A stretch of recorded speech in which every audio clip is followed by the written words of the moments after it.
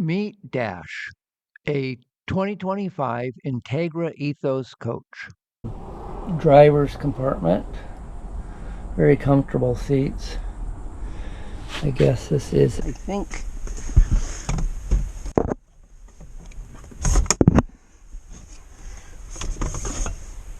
move these forward. That gives me more room back there. This is propane stove, a sink, and then there's a convection microwave, coffee maker. This is the bathroom.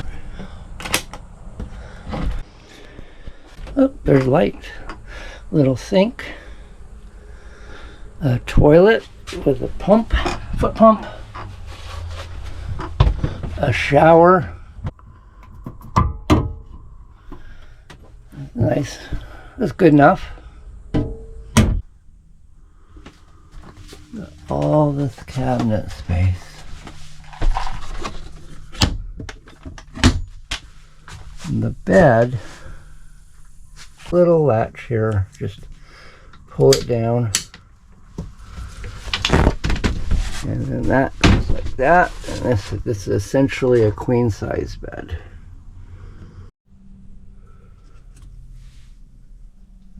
And there's a nice little net for storing stuff and outlets for phone chargers.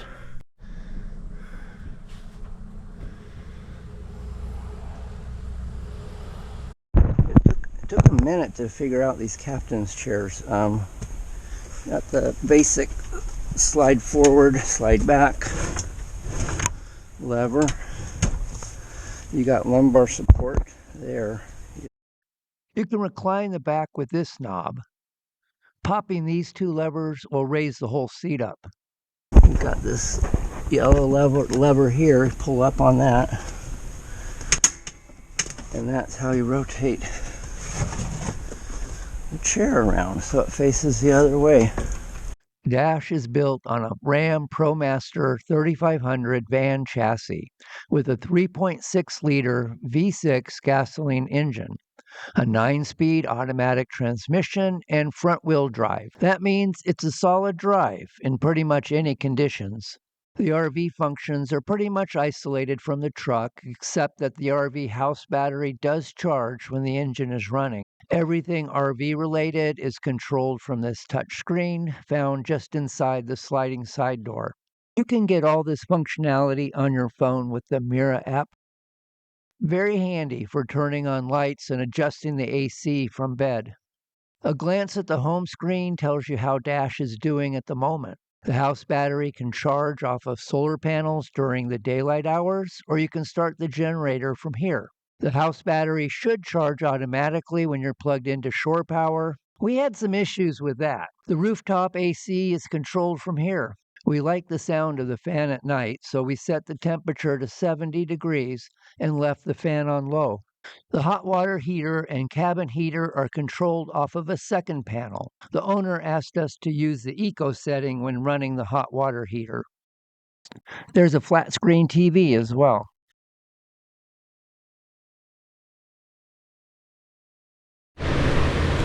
So the water pressure can be kind of high, some of these parts, so kind of figure out where I'm going to want it.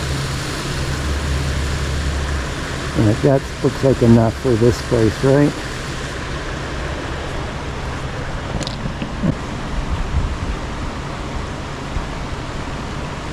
I'll turn it on just that much. Come around to the back. This will put city water pressure in. The position of these two valves determines how the water flows. This is 3 and 5. That's where it is. You just run it off the tank with the pump, but now we're hooked up to city water, so we go to 2 and 6.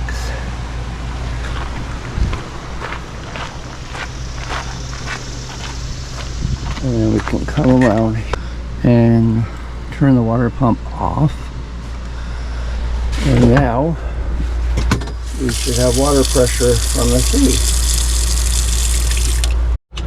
Okay, and the sink doesn't drain unless you push this macerator button up here.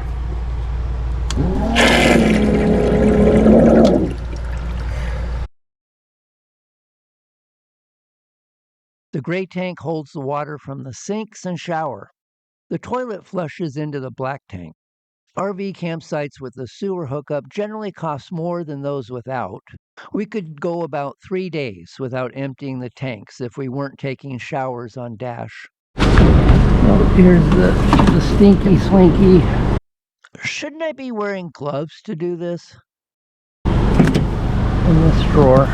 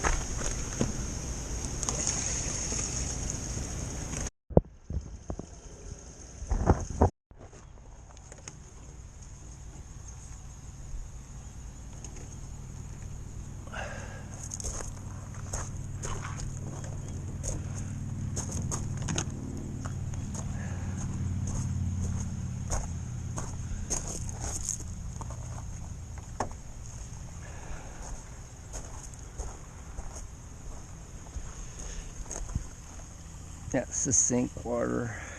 On the one night we did take showers on dash, we left the gray tank open to drain into the sewer. We're all hooked up for city water, electricity, and took showers, so just left the gray water drain hooked up. August travel, the temperature control has been the main priority when we arrive somewhere. So, because this will really heat up quick.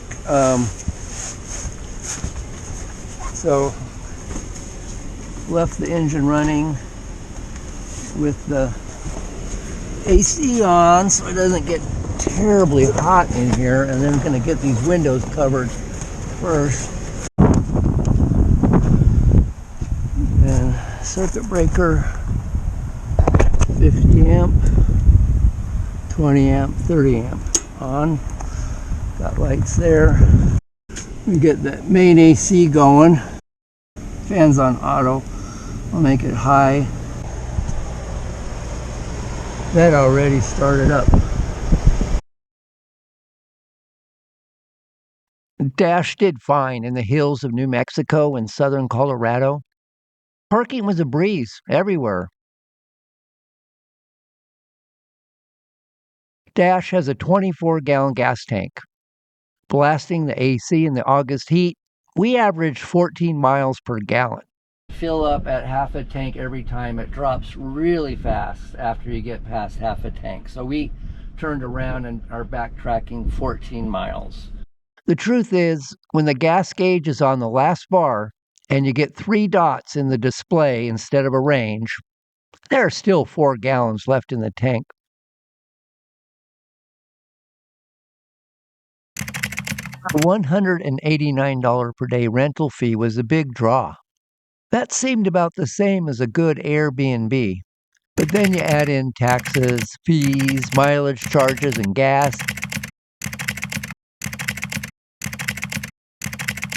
and you land at $413 a day. You could do a lot with $413 a day without the van.